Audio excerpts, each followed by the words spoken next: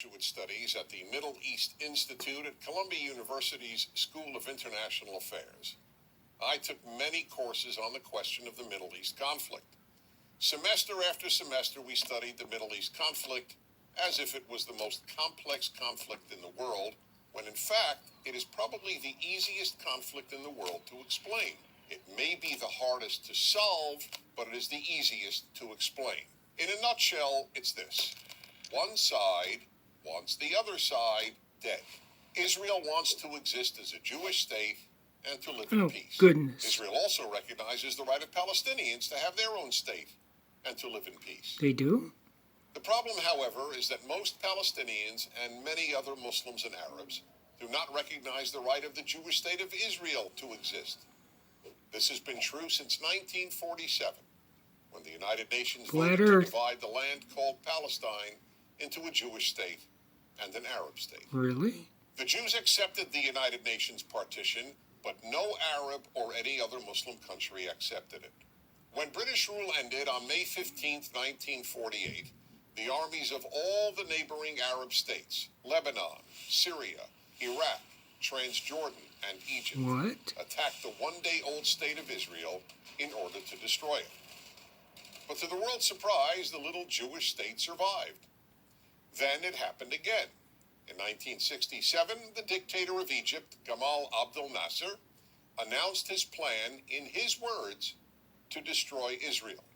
He placed Egyptian troops on Israel's border, and armies of surrounding Arab countries were also mobilized to attack. However, Israel preemptively attacked Egypt and Syria. Israel did not attack Jordan and begged Jordan's king not to join the war. But he did. And only because of that did Israel take control of Jordanian land, specifically the west bank of the Jordan River. Shortly after the war, the Arab states went to Khartoum, Sudan, and announced their famous three no's. No recognition, no peace, and no negotiations. What was Israel supposed to do? Fight! Well, one thing Israel did a little more than a decade later in 1978 was to give the entire Sinai Peninsula, an area of land bigger than Israel itself and with oil, back to Egypt, because Egypt, under new leadership, signed a peace agreement with Israel. So Israel gave land for the promise of peace with Egypt, and it has always been willing to do the same thing with the Palestinians. All the Palestinians have ever had to do is recognize Israel as a Jewish state and promise to live in peace with it. That's all? But when Israel has proposed trading land for peace, as it did in 2000, when it agreed to give the Palestinians a sovereign state in more than 95% of the West Bank and all of Gaza, the Palestinian leadership rejected the offer and instead responded by sending waves of suicide terrorists into Israel.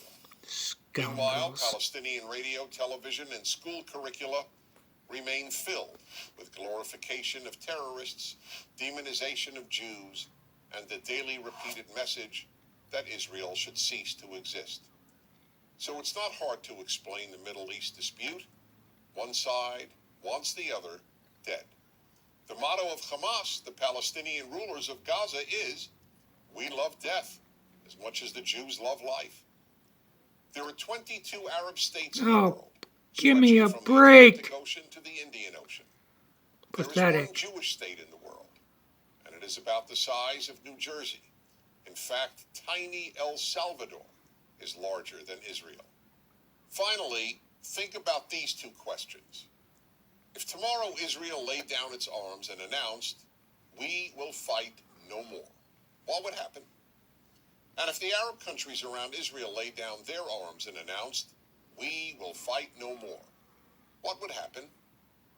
In the first case, there would be an immediate destruction of the state of Israel and mass murder of its Jewish population. In the second case, there would be peace the next day. As I said at the outset, it is a simple problem to describe.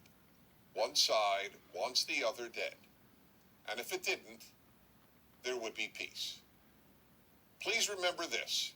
There has never been a state in the geographic area known as Palestine that was not Jewish. Israel is the third Jewish state to exist in that area. There was never an Arab state, never a Palestinian state, never a Muslim or any other state. That's the issue. Why can't the one Jewish state the size of El Salvador be allowed to exist?